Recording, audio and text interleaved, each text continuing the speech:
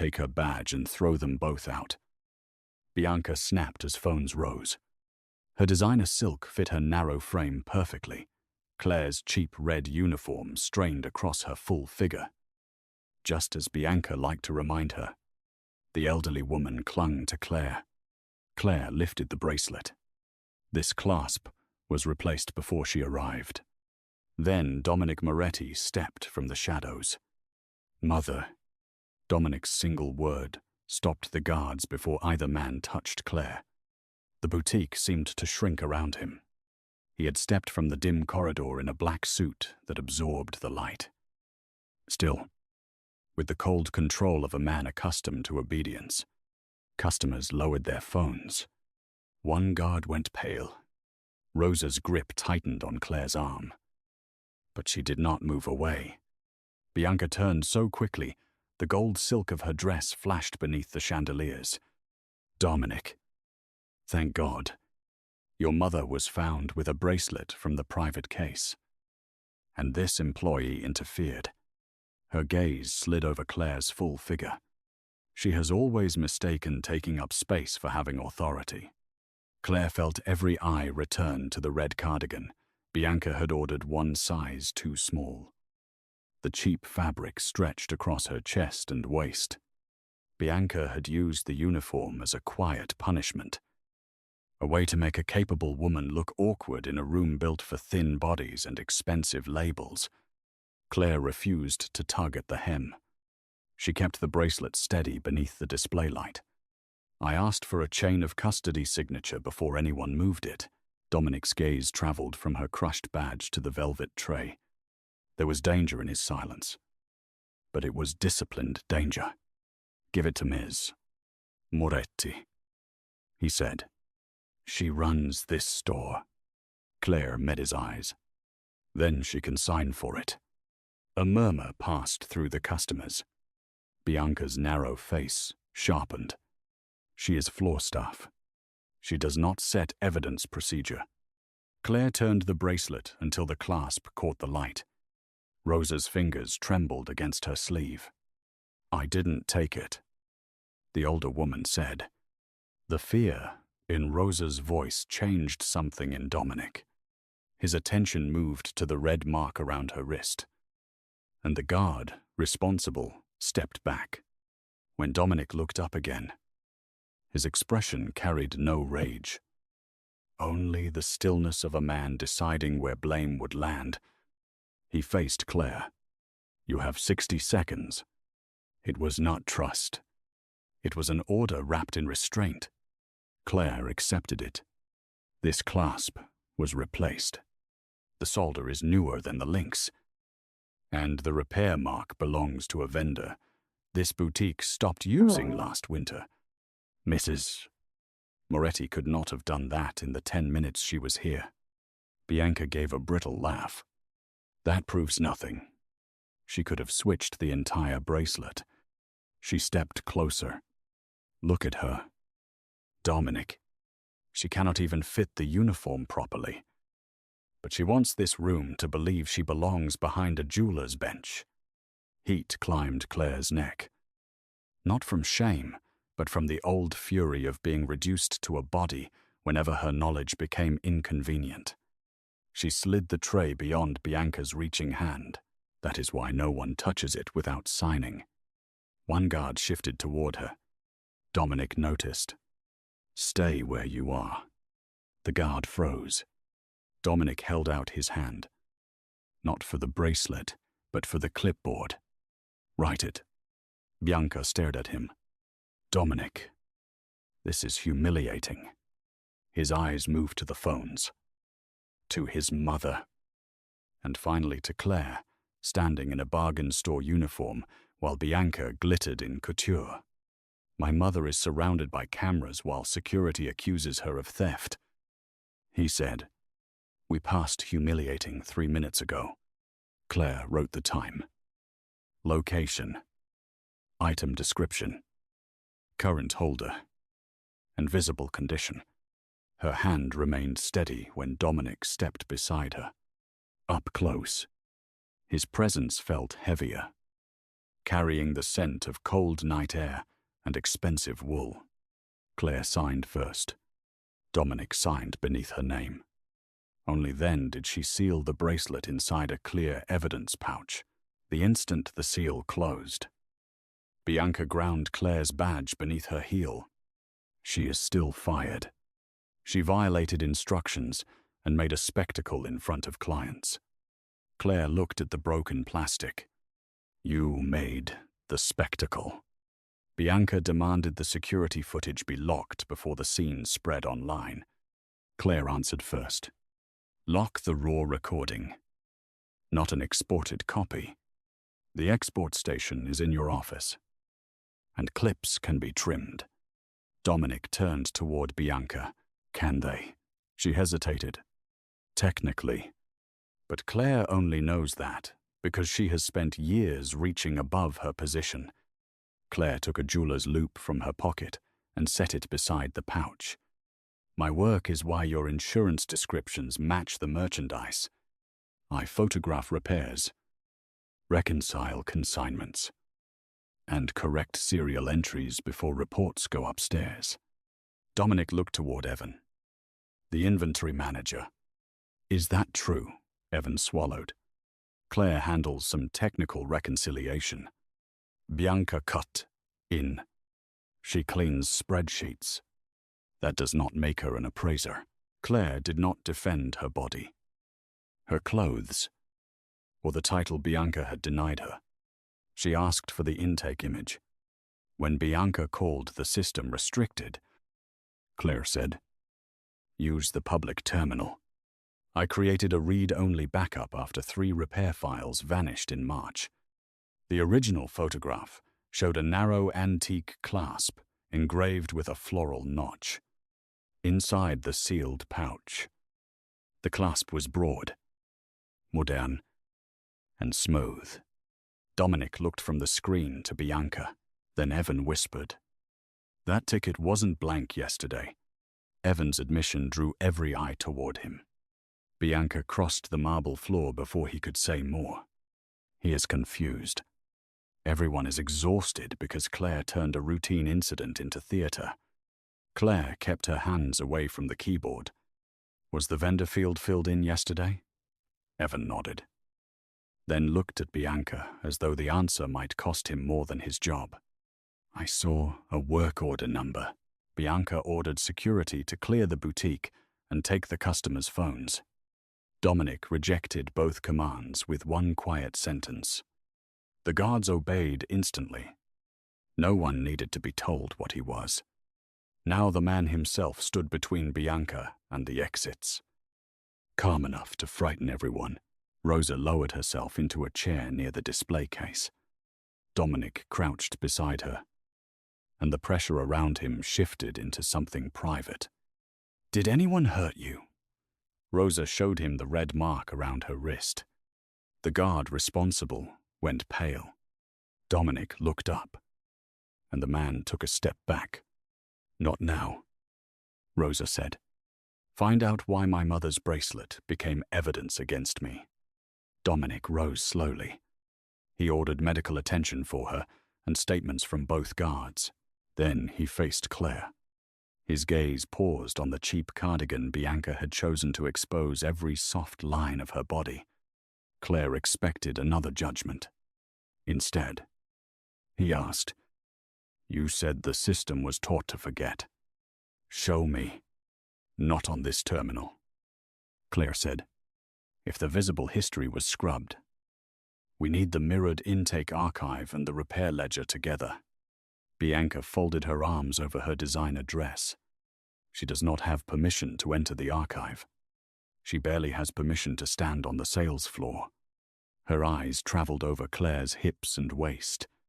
Luxury requires presentation. Claire has never understood that. Claire had carried sharper versions for years. She took a small notebook from her bag. I do not need permission to remember what I reconciled. The pages contained dates, repair numbers, and vendor initials. Unresolved repairs were being closed under my employee ID. I kept exception numbers, because someone else approved my corrections under another name. Dominic asked who assigned the discrepancies. Bianca called it normal workflow. Claire shook her head. There is no normal workflow.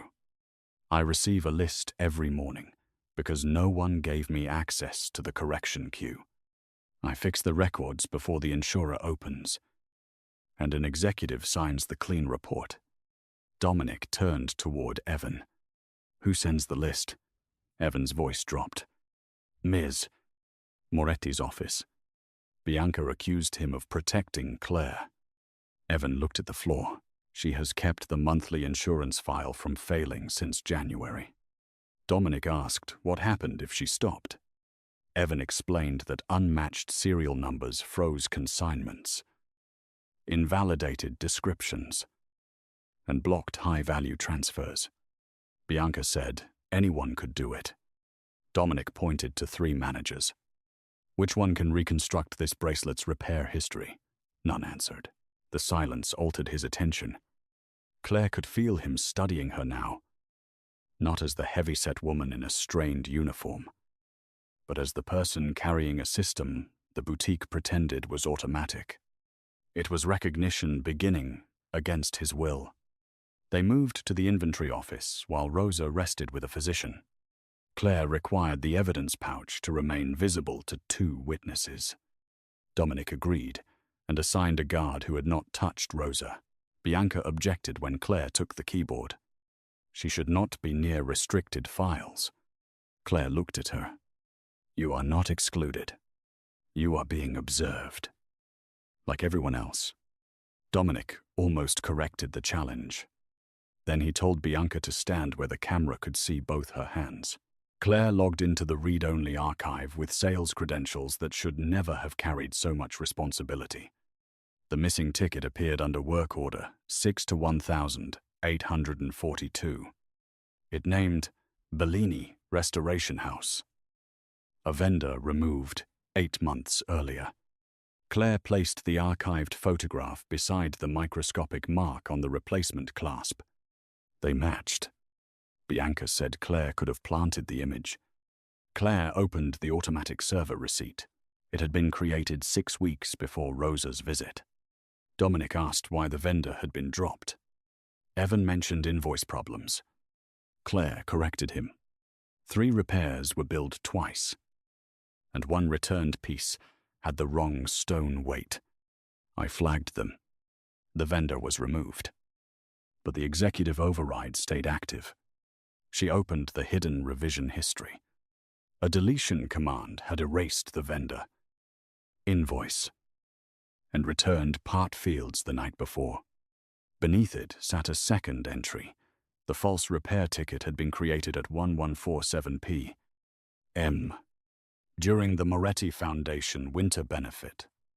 On the office television, a replay showed Dominic standing on stage at that exact time. The sight of him on the screen and in the room sent a chill through the staff. Claire selected the authorization field. The credential did not belong to Bianca, Evan, or Claire. Dominic stepped closer, his shadow crossing the monitor. For the first time, the dangerous man looked less like the person controlling the room than the person whose power had been stolen. Across the screen appeared his private executive ID. Dominic's private executive ID glowed across the monitor, while the room seemed to forget how to breathe. No one looked at him for long. The dangerous calm that followed him settled over the inventory office, colder than anger. Bianca recovered first. Someone copied his credentials. That proves the system was compromised. Claire kept her eyes on the screen.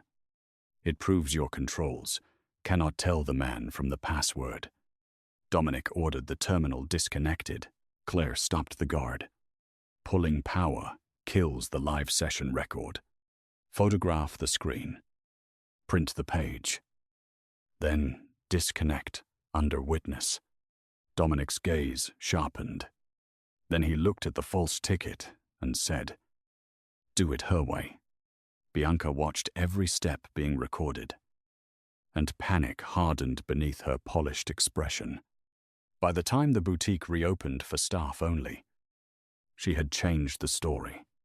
Claire was no longer the woman who protected Rosa.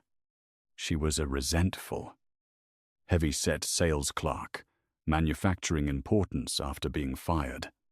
She cannot even wear the uniform without making it look cheap, Bianca said loudly. Now she wants everyone to believe she runs an investigation. Claire felt the insult land, but she refused to cover her body or lower her head. Her full figure filled the red cardigan honestly. Bianca's couture hid nothing about her character. Dominic offered Claire a temporary consultant credential. She read the limits. This lets me view files, but not preserve them. You will work through my security director. Then your security director controls what survives. His eyes held hers. Men twice her rank had gone silent under that stare. Yet Claire did not move. Something like approval flickered beneath his severity. He revised the credential and signed it. When he handed it back, his fingers did not touch hers. You have preservation authority, he said. Claire clipped the card to the cheap cardigan Bianca had mocked and returned to the screen. For the next hour, every useful record led back to work. Claire had performed under someone else's name. She had corrected stone weights, rebuilt vendor histories, and repaired insurance descriptions before dawn. Bianca's signature sat on the clean reports. Claire's name appeared only beside errors. Dominic stood behind her with 2 attorneys and a technician. Why did you never bring this to me? He asked. Claire kept typing. Women who look like me do not get invited upstairs to explain how the system works. We get told to make it work before morning. His expression tightened at the truth. You have my attention now. Claire glanced back. Attention is not authority. Her phone vibrated inside her bag. The Boston Museum had sent a final contract, relocation support, and a Sunday flight. Claire stepped into the stockroom to return the call. The offer came with a higher salary, an independent title, and a laboratory where no one expected her to hide inside a uniform chosen to embarrass her. She agreed to sign by noon Sunday, but made no promise yet. When she returned, a guard stood outside the office. Dominic called it protection. Claire stopped. Remove him. Dominic said the bracelet made her a target. Then, protect the evidence. My body is not part of your security plan. A charged silence passed between them. Dominic dismissed the guard at once. A restored copy of the database showed that Dominic's credential had been used through the executive terminal inside Bianca's office. Bianca insisted several senior employees knew the access code. Dominic demanded a list of everyone who had entered. Claire asked for the physical key log instead. The office had opened at 1:39 p.m., 8 minutes before the false ticket. The registered key belonged to Rosa. Dominic's voice dropped. My mother was with me at the benefit. Claire nodded. Then someone wanted her name attached to the same night. Bianca said Rosa must have become confused and shared the key. The phrase sounded too ready. Claire searched Rosa's name across the internal incident files. Dominic warned that those records went beyond the bracelet inquiry. Claire looked up. Do you want the truth? Or a report narrow enough to protect your family? He let her continue. A file labeled Cognitive Incident Private Client appeared. It described disorientation, attempted theft, and resistance to security. Bianca had approved it. Rosa's profile number was attached. The report had been drafted at 6:14 that morning, nearly 4 hours before Rosa entered the boutique. Bianca stepped toward the keyboard. Claire closed the file, printed the time record, and sealed it first. Rosa stood in the doorway when Claire reopened the report. One hand gripped the frame. "Read it." Dominic moved toward her. Rosa raised her palm. "No. Let her finish." The final line recommended suspending Rosa's authority over all collection decisions pending medical review. Claire felt the cruelty of the design.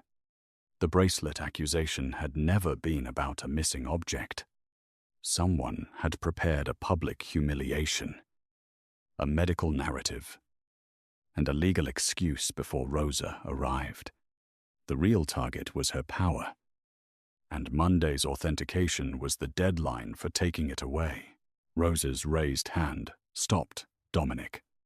The prepared report turned the crisis from a disputed bracelet into an attack on her legal authority. Bianca called it a generic template. Claire pointed to Rosa's profile number. The phrase repeated resistance, and the recommendation for medical suspension. A template does not describe events before they happen. Dominic asked who could create the file. Evan named executive staff, client service, and legal administration.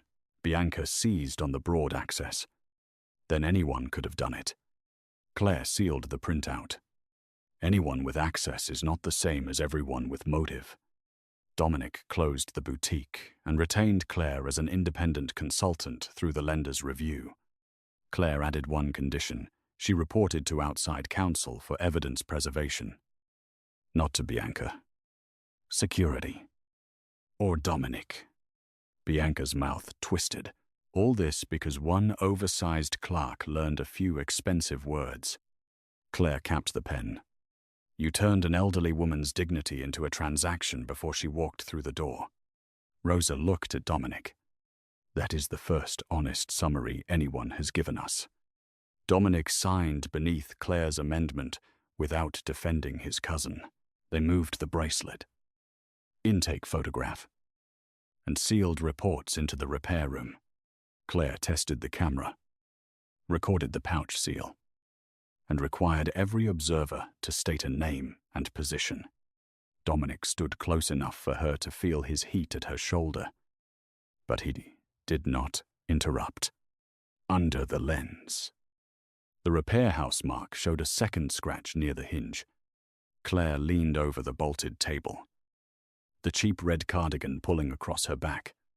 She sensed Dominic looking, not with Bianca's contempt, but with an awareness that unsettled them both. His attention followed the certainty of her hands and the courage with which she occupied space no one had granted her. The lights died before Claire finished. The macro lamp snapped dark. An alarm began pulsing through the boutique. Something metallic fell from the upper shelf. Dominic moved first. One arm locked around Claire's waist and pulled her backward against his chest as the magnifier struck the table. For one breath, her full body was held against the hard line of him. His heart beat fast beneath the black suit. His breath warmed her temple. The contact brought a shocking sense of safety, but also the dangerous weight of a man accustomed to claiming whatever he protected. Claire stiffened. Dominic. He released her at once, though his hand remained near her elbow until she found her balance. In the red emergency light, his eyes held a fierce, possessive flash that he mastered almost as quickly as it appeared. Are you hurt? No. Her heartbeat refused to slow. Then do not decide where I belong without asking. Dominic gave one short nod. Understood. He had acted on instinct, but he did not turn instinct into permission. A guard entered with his hand extended. We need the evidence pouch in the secure vault. Claire covered it with both palms. Bianca appeared behind him with a flashlight.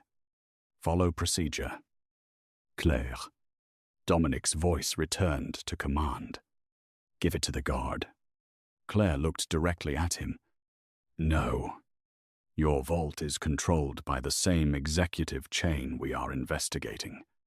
The room tightened around her refusal. Dominic's gaze dropped to her hands, then rose to her face. The possessive instinct flared again, not as a right to own her, but as a need to keep her safe. He forced it under control. "What do you require?"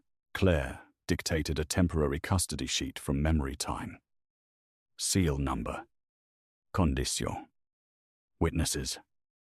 Destination. Route. And dual signatures. She made the guard repeat the number while Rosa recorded the exchange. Dominic signed as witness, but Claire remained the holder. They carried the pouch together to a conference room with battery power. His hand hovered near her back without touching. Bianca called the procedure theatrical. Dominic answered. The last procedure protected the person who wrote it. This one protects the evidence. The outage lasted 11 minutes. A technician reported that the circuit had been shut off manually from a panel inside the executive corridor. Bianca blamed contractors. Claire asked who carried keys. Bianca named Montnos. Security. Herself. And then Claire. Evan confirmed Claire had entered only once. With him beside her and the camera running. Claire called Bellini Restoration House. The owner recognized the clasp mark and admitted the order had been cancelled. A replacement clasp had been prepared. But it disappeared inside a courier packet before final inspection. Outside counsel obtained the bench photograph and courier release. The image showed the modern clasp beside a replica bracelet body. The package had arrived through the boutique's private entrance 14 days earlier. After closing, under a receiving code assigned to Bianca's office, Bianca said, "Routing did not prove possession." Claire agreed. "That is why we follow the handoff instead of choosing a suspect." She opened the attached delivery photograph in the glass door's reflection. A figure stood inside holding Rosa's missing key. Dominic moved beside Claire. Close, but careful now. Bianca's face lost its color. For the first time, fear cracked through her arrogance. Bianca's face stayed pale beneath the boutique lights. But she recovered fast enough to turn fear into anger. "A reflection is not proof," she said, though her voice had lost its clean edge. Claire enlarged the photograph until Rosa's ivory key filled the screen. The blurred figure remained faceless. But the hand holding the key stood inside a locked entrance. Only executives could open. Dominic ordered the original image preserved and every door sealed before the technician could begin. Outside counsel received a call. North Shore had moved the collection review forward. They had less than 4 hours. Someone had warned the lender before the family understood the threat. A bead of sweat appeared near Bianca's temple. She moved first, gathering the staff in the grand salon before Claire could organize the next step. Bianca announced that a disgruntled, heavy-set sales clerk had contaminated evidence and placed every employee's job at risk. Her voice grew sharper as she spoke. Each insult aimed at Claire's body because the facts had begun to abandon her. "She wants you to trust a woman who cannot even present herself properly in a luxury room." Claire stood in the cheap red cardigan Bianca had chosen to shame her and felt the old humiliation rise. She did not hide. "Your jobs are at risk because records were changed. Not because I noticed." Evan lowered his eyes. Tessa pressed both hands together to stop them shaking. Bianca produced a security clip showing Claire alone beside the bracelet case that morning. The image was clean, simpler, and cruelly persuasive. Dominic watched it twice. "Were you alone with the bracelet?" he asked. Claire heard the distance in his tone and forced herself not to react. For 11 seconds. While Evan took a call, Bianca stepped closer. 11 seconds is enough for someone desperate to feel important. Claire ignored the insult. The case never opened. She asked for the sensor record. The screen confirmed no opening during those 11 seconds. The case had been accessed 2 hours earlier under an executive service code. A murmur spread through the staff. Bianca lifted one hand to her throat as if the room had grown too warm. The video had been cut, leaving 23 seconds missing before Claire appeared. Bianca claimed the system had saved only the relevant section. Claire turned to Evan. "Is that normal?" He looked toward Bianca before answering. Dominic noticed. "Look at Claire when you speak." Evan obeyed. "No." The camera usually keeps several minutes before and after an alert. Bianca snapped that he was confused. Evan flinched. Claire spoke gently. "You do not have to protect me. Just describe what the system usually does." Evan swallowed. Someone selected this clip by hand. A technician confirmed the original recording had been replaced by a trimmed copy labeled "Employee Misconduct." The file had been made from the executive office after Claire was fired, but before the bracelet was sealed. Bianca blamed her assistant. Her current assistant had been at lunch. The former assistant had resigned 2 weeks earlier. Bianca wiped her palm against her gold dress and demanded a private conference with Dominic. He refused. "You wanted this handled publicly when my mother was accused. It remains public now." Claire felt his gaze settle on her. It held pride. And beneath that, a hunger he kept tightly controlled. He was watching the woman Bianca had mocked take command of a room that feared him. Rosa entered with a physician beside her. "You wrote me into a medical file before I entered the building," she said to Bianca. "Now you are writing Claire into a security file before anyone examines the truth." Bianca's lips trembled. "Aunt Rosa, she is manipulating you." Rosa looked at Claire's full figure. The stretched red cardigan and the crushed badge near the counter. "No, she is the only person here who has not asked me to become smaller, so someone else can remain comfortable." The words struck Claire harder than Bianca's insults. Dominic's expression softened for one breath, then hardened when he faced his cousin. Claire compared the edited video with the delivery image. Both had been handled through the same office station. The technician found a short-lived security stamp that could identify who authorized the change. 38 minutes remained before it disappeared. Bianca ordered everyone to stop until her lawyer arrived. Dominic overruled her. "Recover it." Bianca paced with one hand pressed to her ribs. When the name appeared, the technician stared at the screen. Claire read it first. The video had been authorized with Dominic Moretti's private credential. The same credential tied to the false repair ticket. Dominic's face turned deadly still. Bianca stepped backward. And for the first time, she looked not arrogant, but hunted. The repeated use of Dominic's private credential stripped away the excuse that one file had been altered by accident. Bianca began speaking too quickly, blaming hackers, former employees, and careless staff in the same breath. Dominic said nothing. His silence spread through the salon like winter. He placed his phone on the table and ordered his own office access suspended. Bianca stared at him. "You cannot freeze the chairman's authority before the lender arrives. They will smell weakness." Dominic looked at Claire. "What happens if I leave it active?" She answered. "Whoever is using your name gets 4 more hours to rewrite the story." He signed the suspension. Claire refused to continue on a verbal promise.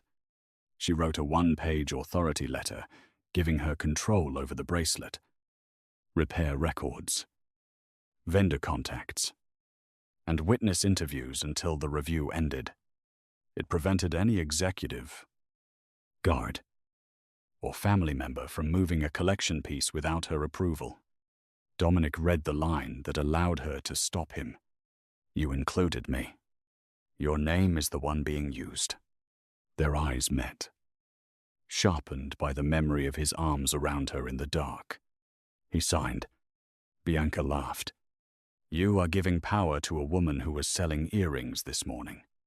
Dominic's gaze stayed on Claire. "No. I am finally naming the power she was already carrying." 2 junior clerks asked to speak without Bianca present. Tessa admitted she had been ordered to backdate a receiving entry. Luis said he had moved sealed packets after Bianca's office threatened his health insurance. Both were sweating.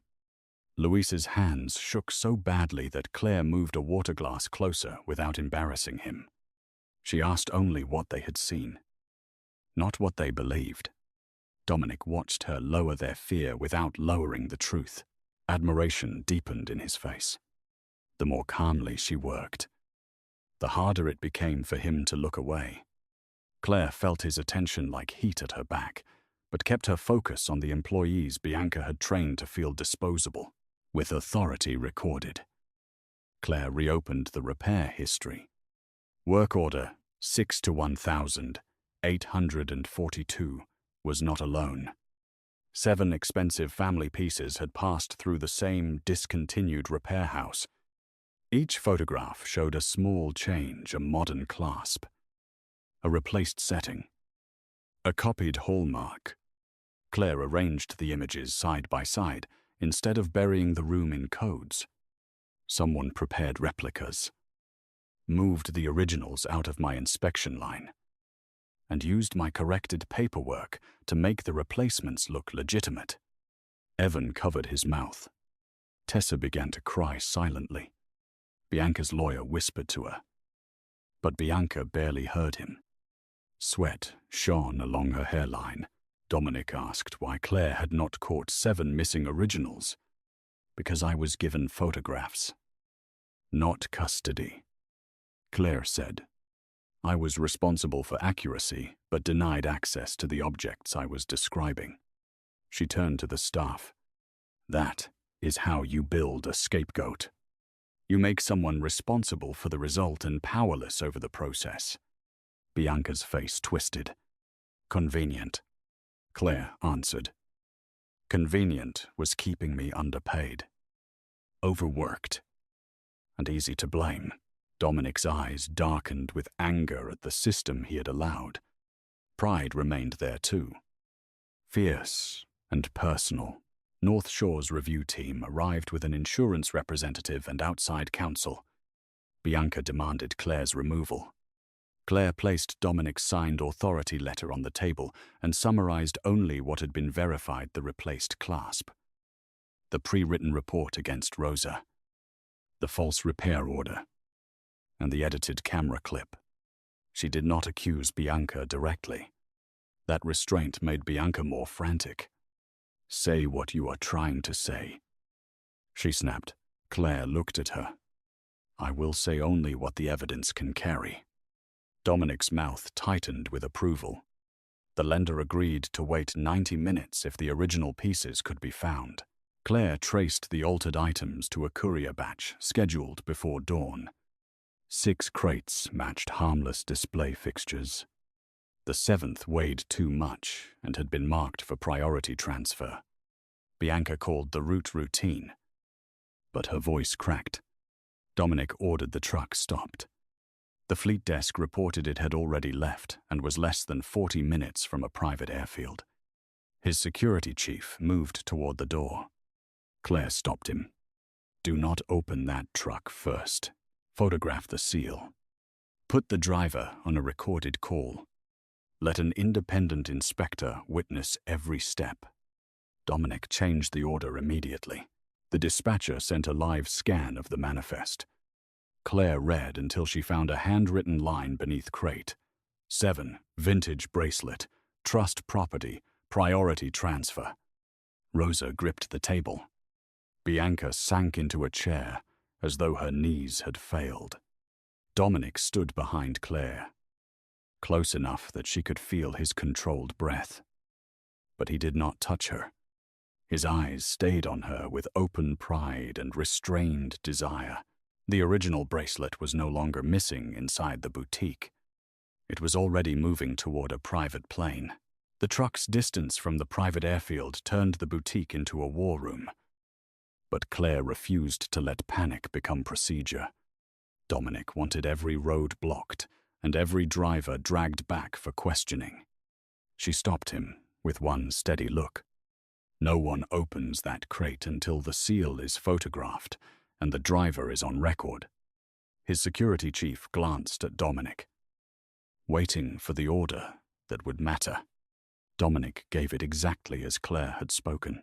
The driver was told to park beneath a public traffic camera. Keep both hands visible and wait for an independent courier inspector. 42 minutes later, the truck was secured. A remote scan showed a jewelry case matching Rosa's original bracelet case beside 6 empty replica mounts. Bianca's breathing turned shallow. The color drained from her face, and one hand clutched the arm of her chair as though the floor had begun to move beneath her. The danger to the bracelet had been contained. But Claire's own deadline had not disappeared. Her phone showed the Boston Museum contract waiting for signature, the relocation car arriving at 6:30, and a Sunday flight already paid. Boston had offered a real title, a laboratory built for work instead of appearance, and a uniform that would not be selected to humiliate her body. Claire looked down at the cheap red cardigan stretched across her full figure and felt no shame now. The fabric had become evidence of what she had survived. Dominic asked for 10 minutes alone. Claire chose the open salon instead. With Rosa and outside counsel present, "You do not get privacy because this feels personal," she said. "You get transparency because the damage was structural." Dominic placed a complete copy of the bracelet file, the authority letter, and the witness statements in front of her. He also returned a new credential, with no reporting line to Bianca or to himself. "You owe us nothing," he said. "If you leave tonight, the evidence still goes forward." Claire searched his face for the hidden pressure powerful men usually dressed as concern. He did not mention Rosa, the company, or the fear spreading through the staff. "Security will not follow you unless you ask," he added. His gaze moved over her with open admiration. But when it reached the curve of her waist and the strained uniform, there was no mockery in it.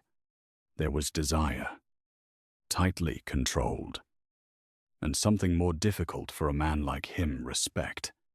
Rosa watched the exchange and said nothing. Outside counsel delivered the first hard consequence. The lender would accept the recovered bracelet, but 6 other pieces remained unresolved. Unless the audit team received a clear presentation by 9, the collection would still be judged unreliable. Dominic asked Claire to lead it. She said no. The refusal struck the room harder than any accusation.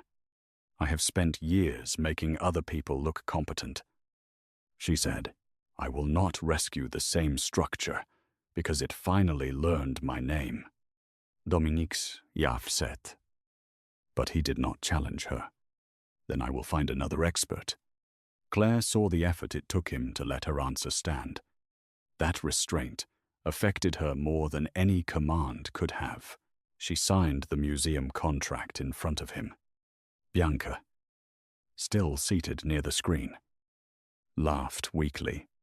Of course she did. She wants everyone to beg the big, brave woman to stay. Claire turned toward her. Bianca's makeup had begun to break near her temples, and sweat darkened the gold silk beneath her arms. "No," Claire said. "I want proof that I can leave." She packed her loupe, notebook, and laptop. Evan offered to carry her case. She declined. Staff members watched as she crossed the marble floor with her shoulders straight, her full body no longer something Bianca could use to shrink her. Near the service corridor, Tessa and Luis stood pale and rigid. Claire reminded them that outside counsel had their statements and that Dominic's letter protected them from retaliation. Tessa did not look relieved. It protects us if our statements stay the same. She whispered, Ms. Moretti has another plan. Luis showed Claire a photograph taken through the legal office window.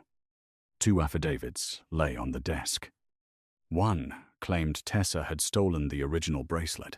The other claimed Luis had used Dominic's credential after Claire promised to protect him. Both were already notarized. Bianca had prepared confessions beneath their names before either employee agreed to anything. Claire looked through the front glass at the museum sedan waiting outside. The driver held a card with her name. Freedom had arrived on time. Then she looked back at the 2 frightened employees Bianca intended to sacrifice. Dominic had followed at a distance, close enough to hear, but careful not to crowd her. His eyes rested on Claire with a pride he no longer tried to hide. He wanted her to stay. She could feel it, but he said nothing. In the corner of Luis's photograph, Bianca's hand rested on the folder, ready to deliver the forged statements before Claire reached the curb. Claire stood between the open door and the forged confessions. The museum car waited beyond the glass, its engine running, its promise clean and real. She could leave without breaking a contract or owing the Morettis anything. Instead, she asked the driver for 20 minutes and walked Tessa and Luis toward outside counsel. I am not staying for Dominic, she said, loud enough for him to hear. I am staying because a signed lie can outlive the person forced to carry it. Outside counsel checked the notary seal and found that the commission had expired 3 months earlier. Tessa covered her mouth. Luis sat down hard. Bianca entered before anyone called her. Her gold dress, once immaculate, now clung damply to her narrow frame. You are manufacturing drama because people finally see what you are, she told Claire. Her gaze swept over Claire's body with familiar cruelty. A desperate, oversized clerk playing detective. Claire closed the folder. Then you should have no objection to having the signatures examined. Dominic arrived with his security chief, and the air changed at once. Bianca stepped toward him, searching for blood loyalty. But his gaze stayed on Claire. The same force that made guards tremble waited behind his restraint. Claire stated her conditions before she would help with the lender presentation. She would speak without interruption. The bracelet and records would remain in her custody. An outside witness would observe every transfer and interview. Tessa, Luis, Evan, and any cooperating employee would receive written immunity from retaliation. Dominic agreed. Claire added, You will not threaten Bianca. Touch here, or remove her before I finish. Fear changes stories. Something lethal flashed in Dominic's eyes when he looked at Bianca. Then he faced Claire. You have my word. He signed beneath the conditions. Claire remembered his arm around her in the dark, and the speed with which he had released her when she set a boundary. Attraction moved between them again. Warm and dangerous. But now it carried consent. He could have seized control. Instead, he gave her room to lead. For a man whose name could empty a room, surrendering authority was more revealing than any declaration. Claire felt his attention follow her, not as ownership, but as a fierce recognition that she had become the one person he trusted to stand between his family and disaster. Claire called the museum director. She did not withdraw her acceptance. She asked whether her start date could remain if she spent the evening finishing an evidence presentation in Chicago. The director said the contract was secure and the car could return later. Claire was not sacrificing her future to prove loyalty. She was choosing one more fight from freedom. Rosa watched from the doorway. Your mother taught you well, she said. Claire closed her bag. She taught me never to confuse being needed with being valued. Dominic heard every word. Pride softened his face, and desire darkened his eyes. But he did not ask her to become smaller for either feeling. Preparation began in the grand salon, where Bianca had crushed Claire's badge. Claire arranged one table for the bracelet, one screen for the altered records, and one sealed binder for witness statements. One proof. Fully explained. She said, "Everything else only supports it." Evan would describe the intake process. Tessa would explain the backdated entry. Luis would identify the sealed packet route. Rosa would speak only about her humiliation. Dominic's role was narrower: prove where he had been when his credential was used and answer for the system he allowed. Bianca tried to laugh when she saw the tables. But the sound broke. Sweat shone along her upper lip. She demanded a private meeting with the lender. Dominic refused. "You made the accusation public. The correction will be public too." Bianca accused him of choosing a stranger over family. Dominic looked at Claire's steady hands, then at the frightened employees behind her. "I chose family when I gave you unchecked power," he said. "We are here because I did." At 8:22, the independent gemologist confirmed that the recovered bracelet matched Rosa's trust photographs. Claire rehearsed each witness until they spoke only about what they knew. Tessa's voice failed on the first attempt. Claire moved the immunity agreement into her line of sight. "You do not have to be fearless. You only have to be accurate." On the second attempt, Tessa finished. Dominic stood at the back of the salon, watching Claire with unmistakable pride. He had entered as the most feared man in the room.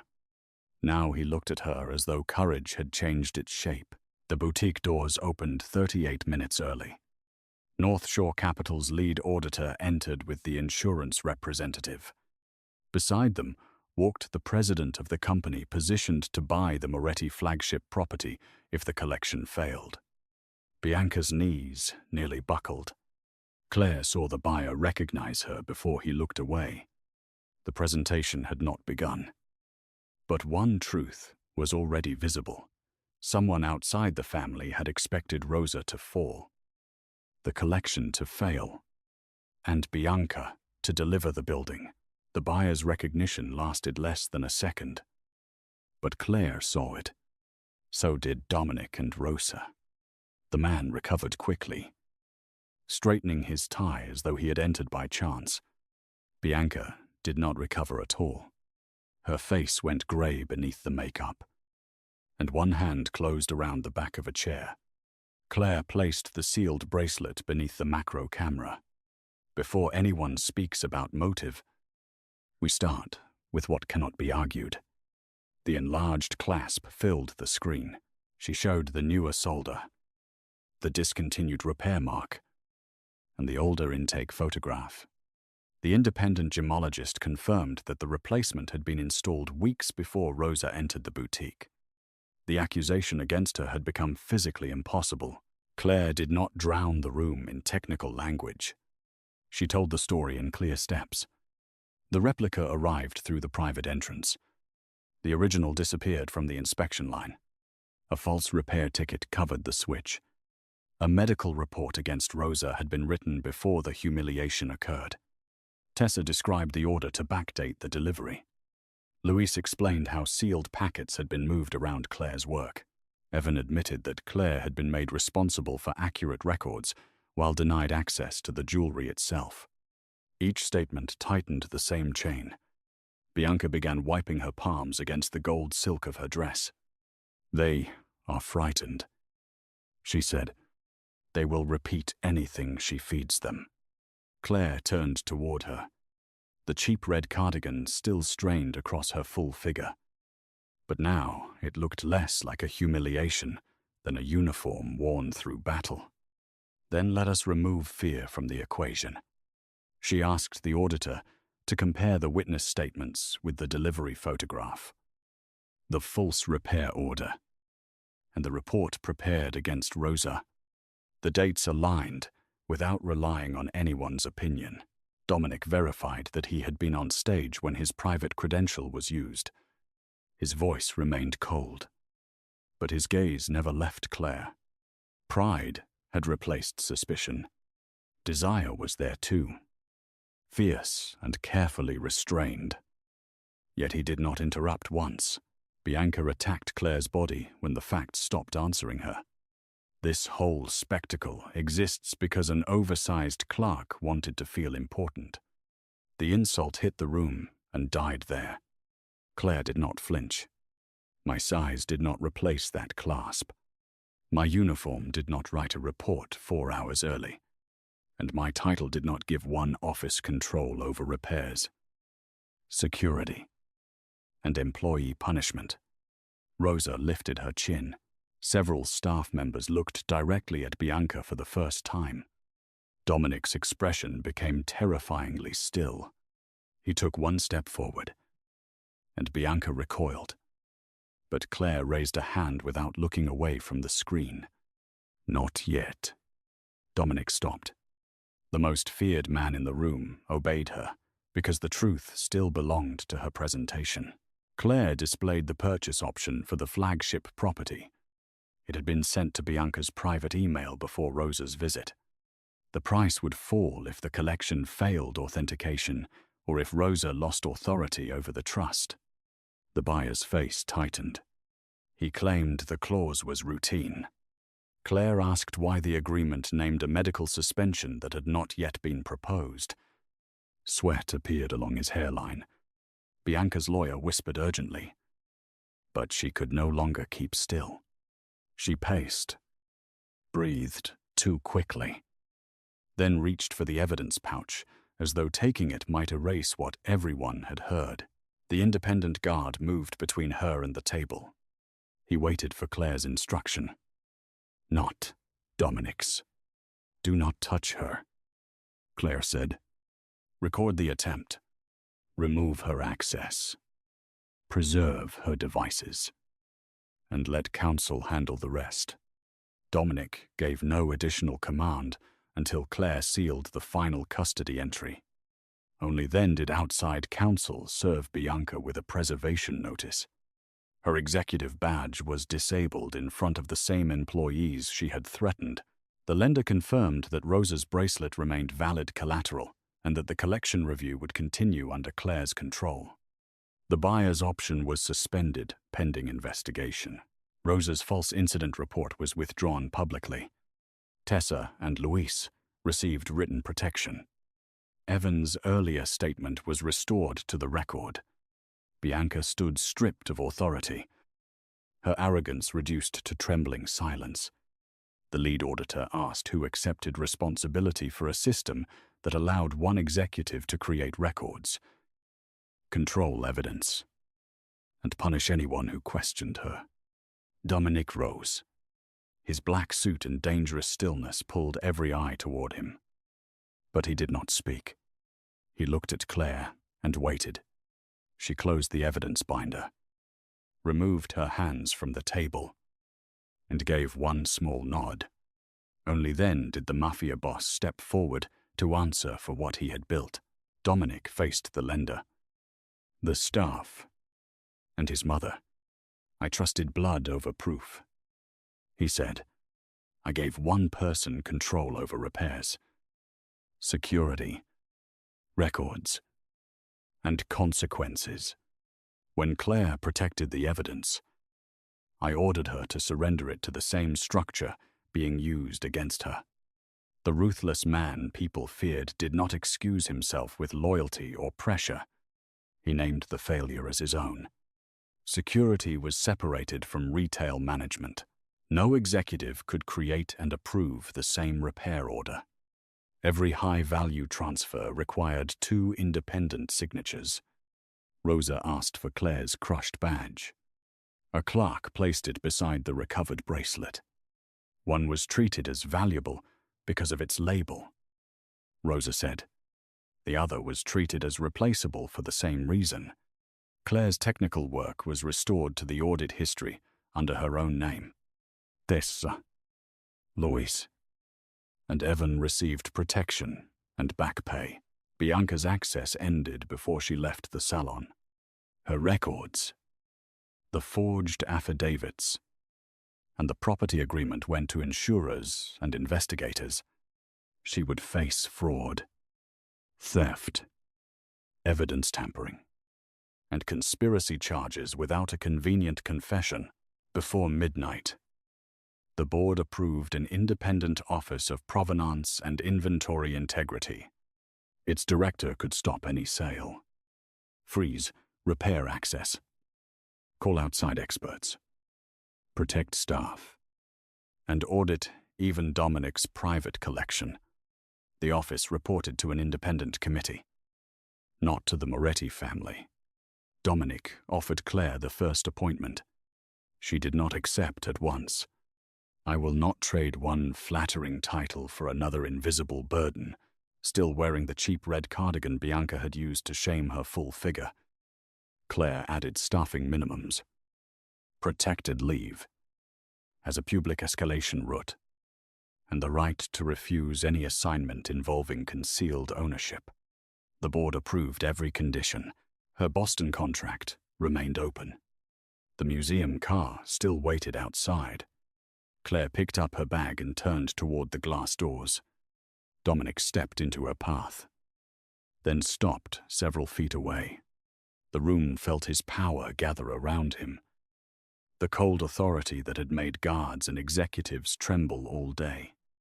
Yet his voice held no command.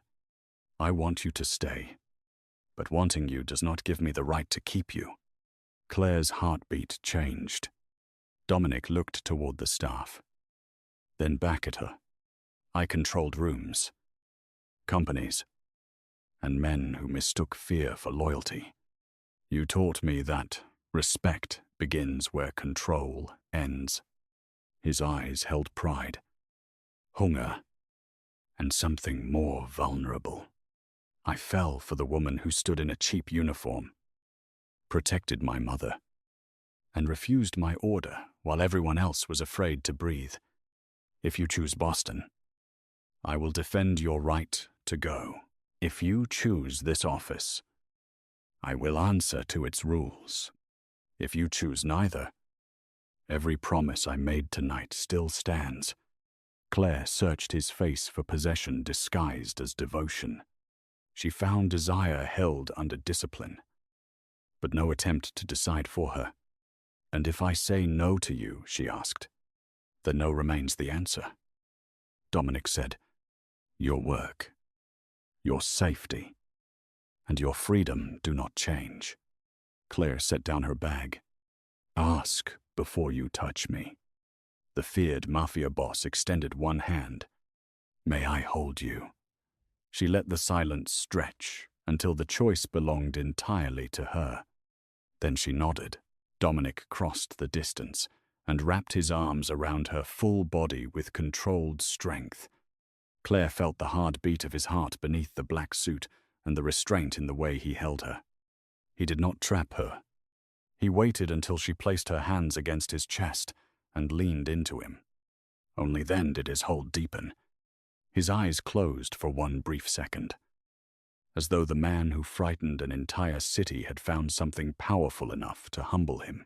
I will never call control protection again, he said, near her temple. I will protect your right to refuse me, even when it costs me. Claire accepted a 1-year term, not permanent loyalty. She kept Boston open as a future option and required a written conflict policy separating her office from Dominic's authority. 3 months later, the boutique reopened with a glass-walled authentication room. Rosa returned, wearing the recovered bracelet. Claire led 4 specialists and refused 2 transfers requested by Dominic. He accepted both without argument. Bianca faced prosecution. The buyer's option was voided, and the staff learned that evidence no longer had to beg permission from rank. On the anniversary of the confrontation, Claire stood beneath the chandelier where Bianca had mocked her body and crushed her badge. She announced a paid apprenticeship for mature workers returning to technical careers. Dominic remained in the back row until she invited him forward. When he reached her, he did not take her hand until she offered it. Rosa smiled between them. Claire had forced a powerful system to recognize labor, evidence, consent, and choice. Then, she faced the audience. Would you stay long enough to clear an innocent woman if the man who doubted you finally learned that loving you meant giving you the power to leave?